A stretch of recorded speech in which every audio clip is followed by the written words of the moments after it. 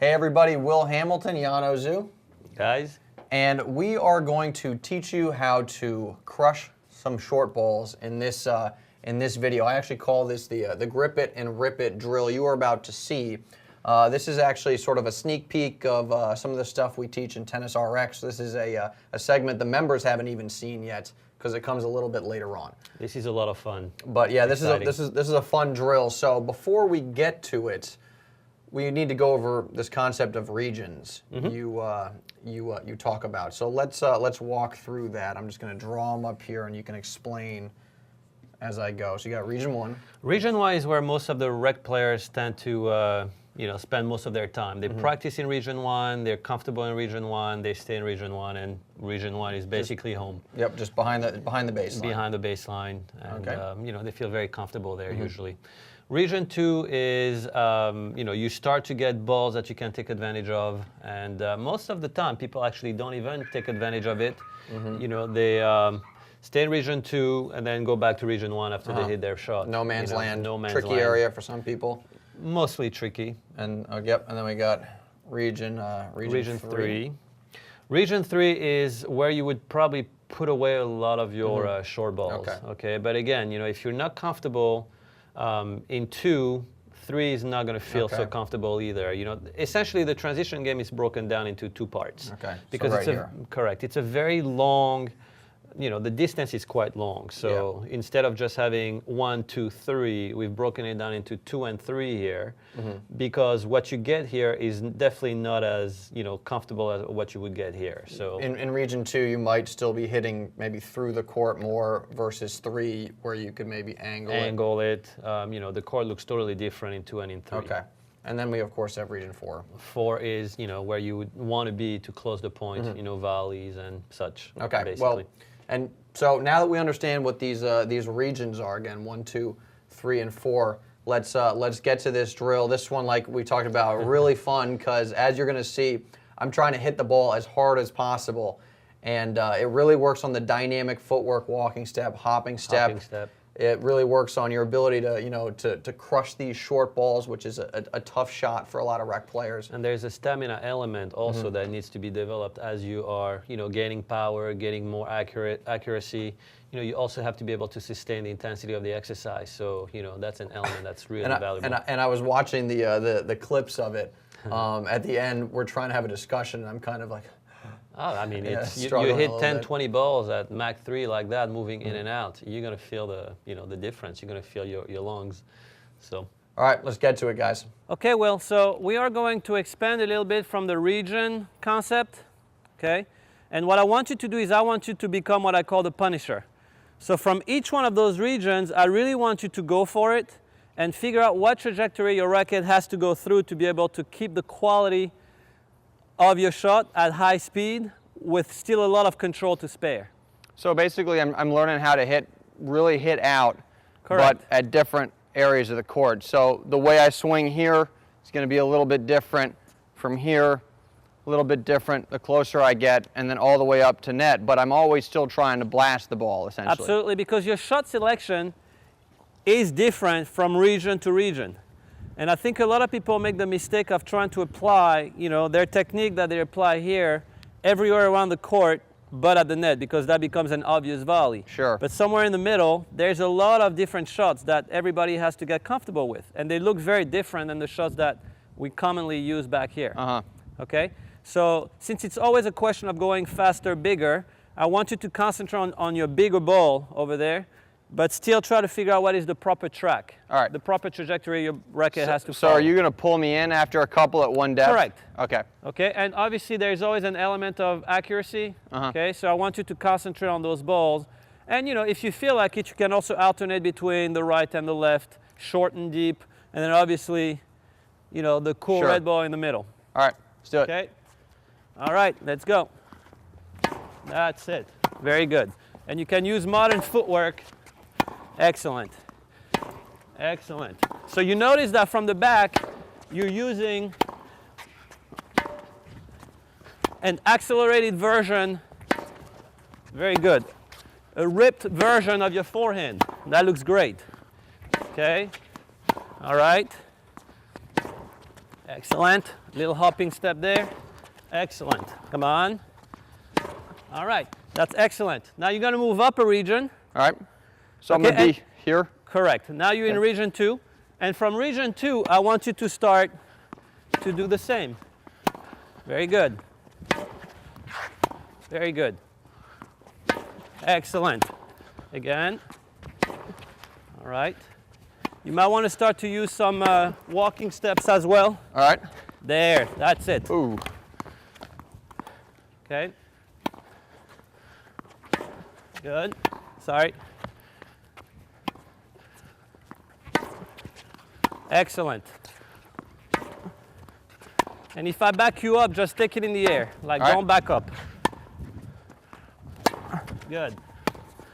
Good power. I thought you were going to hit the ball there. Nice. Okay. Move up regions. Whoa. That's it. All right, now you got to be in region 3. Okay, and there, that's it. The follow through is more downward. Okay, Whew. All right, so keep going. Pick these up real quick. keep going. Do a couple more. Yeah. So really punish the ball. Good. What you notice though, and let me stop you for a second, what you'll notice is as you're moving up regions, in order for you to punish the ball, you may actually have to go to region 2 to create space to move into region 1. Like you can't be static in one region and just swing rotationally. It's got to be a linear transfer. So from region 1, you got to go from region 1 to region 2 to be in region 2. Yeah, I think people, I'm a little winded, so hopefully I can articulate this properly, but I think people will see I was trying to move up, Correct. hit, and then back up to give myself space so I can move forward again. Absolutely. So let's do a couple more. I use mostly walking or hopping steps, so now I use a couple walking steps. Okay, very good. All right, so you're going to move in. That's it. Whoop. And again, you can pace yourself and not burn yourself out, but the goal is obviously to try to generate just a lot of power.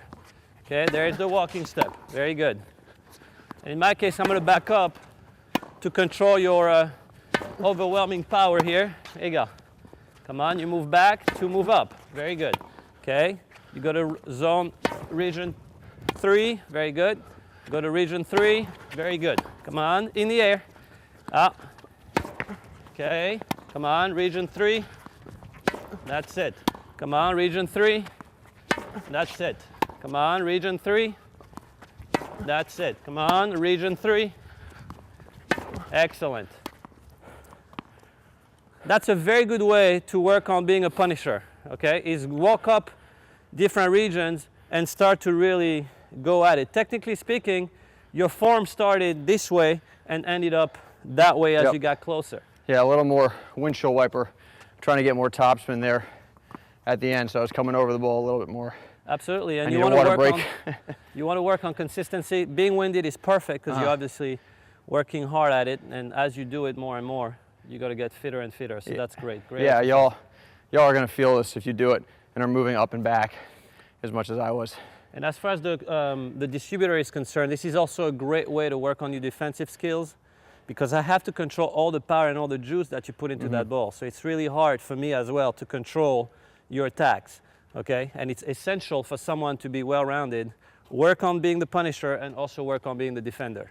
All right, guys, we are back. We're back off the court now, back in the studio. I have my red pen got to that. scratch things off. Okay, and we, we want to bring back this formula you guys are now familiar with, layering, personalization, profiling, and that's going to equal success.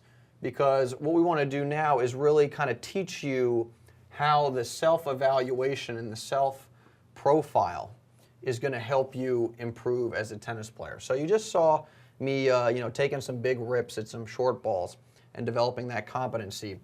And when you're evaluating yourself, let's talk about some of the skills necessary to hit a short ball, to attack a short ball properly. So Jan, why don't you walk us through these first couple? Well, the very first element is you have to recognize that it's Yeah. a short ball. And balls sometimes bounce high, and to me, there are opportunities to take it early, But for some people, they just see the high ball. They don't see that there's a change in That it- pace, a change in height. That it might you know, land short, It sure. might land short. So very first thing is recognition. You guys need to acknowledge that here's my chance to step up, and go for Yeah, it. you see a lot of hesitation A sometimes. lot of at the rec hesitation. level, So not once moving you in. you see it, go for it. Okay.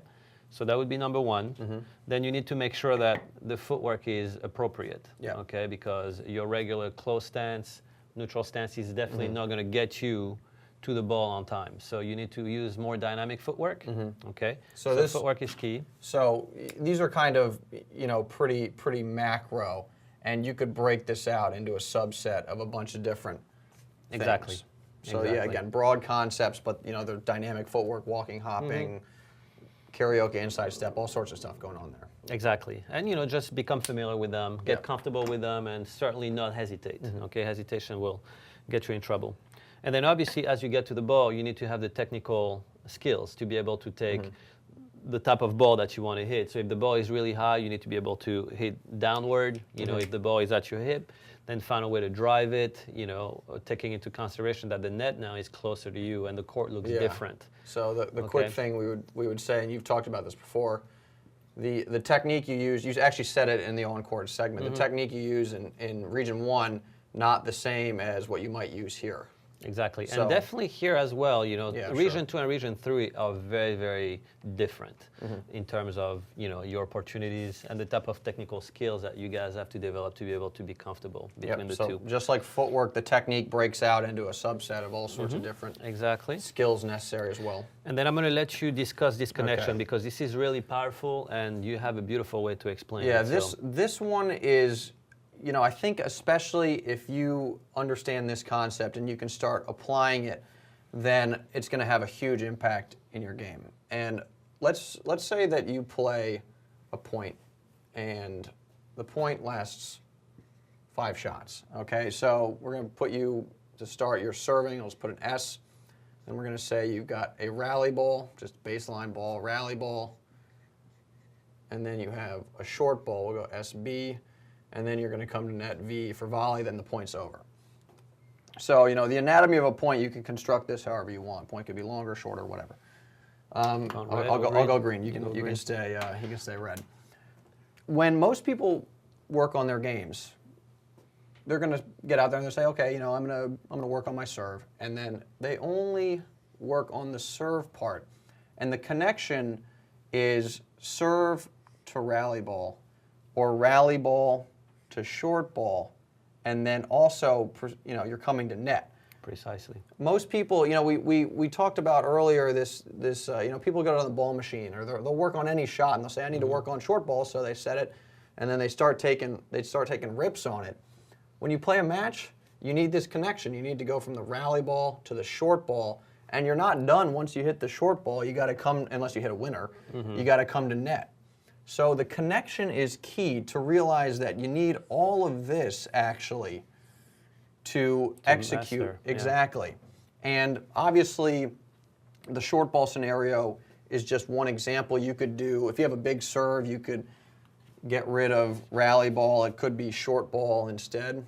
Short ball right away. Exactly.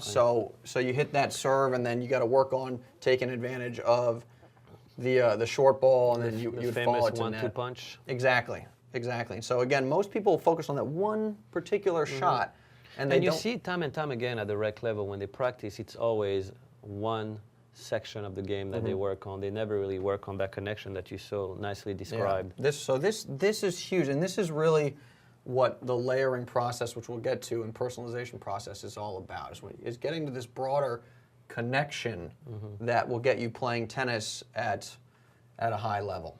And then what they need to understand also is if at any point in this connection, okay, there's a little bit of a problem, all right? Let's say you're not so good here, then the point doesn't happen, okay? Which Yeah. is essentially what you're trying to describe is it's essential that you guys understand that this transition here, is related to the connection that you have between the shots and, guarantee success at the end. So I'm running out of space on the dry erase board, so I'm gonna erase this, because I think the other way we can kind of vividly demonstrate this is if we bring back The actual dry erase board with the court printed on it is right over there, but I'm not strong enough to lift it up and put it here right away. So we'll redraw the court, and I'm not gonna.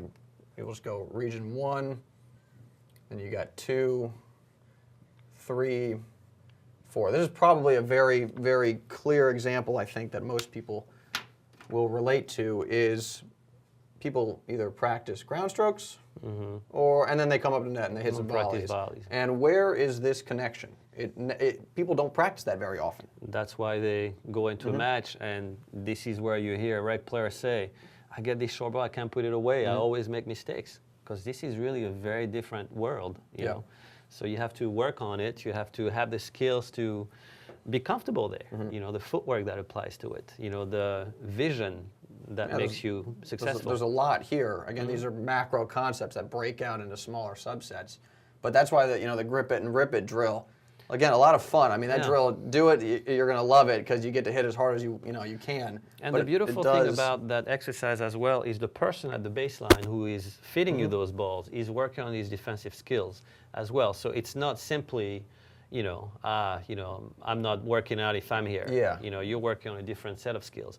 But this is a lot of fun. I mean, I just enjoyed, just returning your balls and, watching you just blasting them at Mach 3. So a lot of intensity. Yeah, so we spent a lot of time on connection, really important because sort of not really thought about often. And then we have opponent profile, so why don't you take that? Well, the opponent profile is obviously as you start to move up, you have to recognize what is on the other side, and what's on the other side defines where you put your ball, okay? And that also has to be broken down into, little details, okay? Because, for instance, if I take myself, all right, my forehand is definitely stronger than my backhand.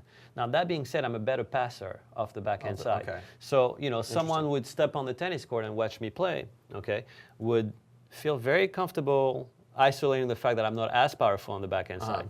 But then when you come to the net, I'm a better passer on the backhand side. So profiling is tricky. It's tricky. You have to recognize where do I need to put that ball to really take full advantage of the situation, okay? And then once you've realized that, it's very easy to guarantee success, So this is this is heavy emphasis on sort of the more strategic. A lot of these are more execution oriented, and this is the more strategic.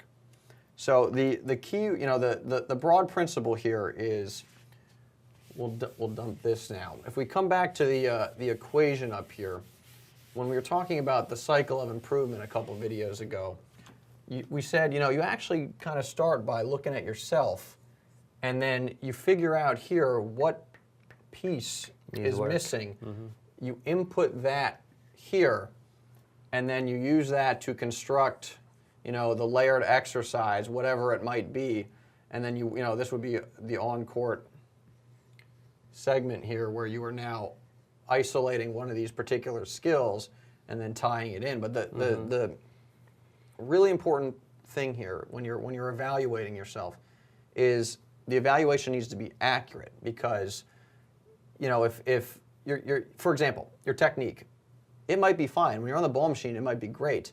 But in a match, the reason your technique might seem to break down might actually depend on your footwork.